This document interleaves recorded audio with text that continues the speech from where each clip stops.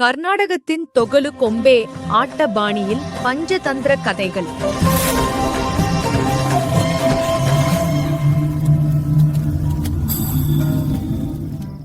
கேளுங்கள் நல்ல மக்களே, இன்றிரவு நாம் சொல்வது பொக்கிஷம் தேடி சென்ற 4 நண்பர்களின் கதையை.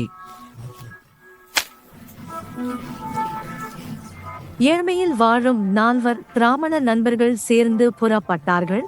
அவர்களில் ஒருவன் எப்போதும் அதிகம் வேண்டும் என்ற ஏக்கத்துடன் இருந்தான். ஒரு ஞானி குரு அவர்களைக் கண்டு நிறுத்தி ஒவ்வொருவருக்கும் ஒரு மந்திர பேச்சுக்கிளையை தந்தார்.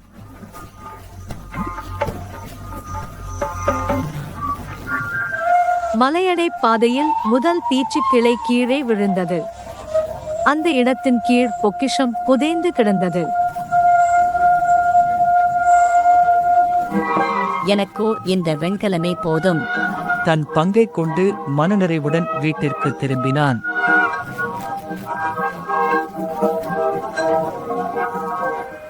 மூவர் தொடர்ந்து நடந்தார்கள்.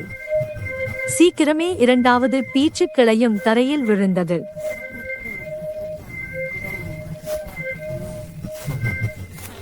எனக்கு இந்த வெள்ளியே நன்றாக பயன்படும்.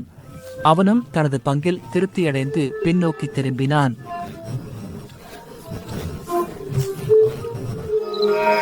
இரு நண்பர்கள் மட்டும் மீதமிருந்தனர். சிலவேளை கடந்ததும் 3வது பீச்சுக்கிளை விழுந்தது. எனக்கு இந்த பொன்னே மிக அளவுக்கு மேல் போதும். ஆனாலும் நான் ரத்தினங்களுக்காக இன்னும் முன்னே செல்வேன்.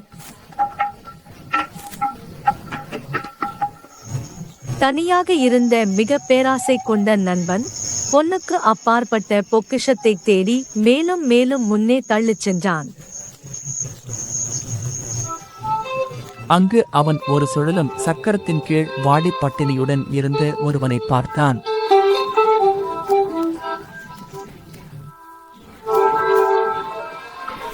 இந்த விசித்திரமான சக்கரம் எது?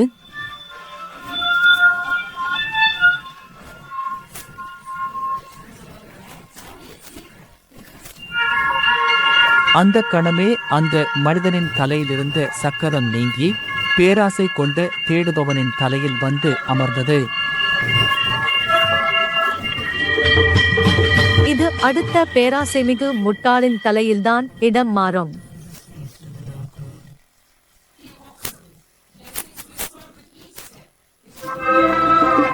பேராசைக்கு பூர்த்தி இல்லை, அதுதானே தன் துன்பமாகிவிடும்.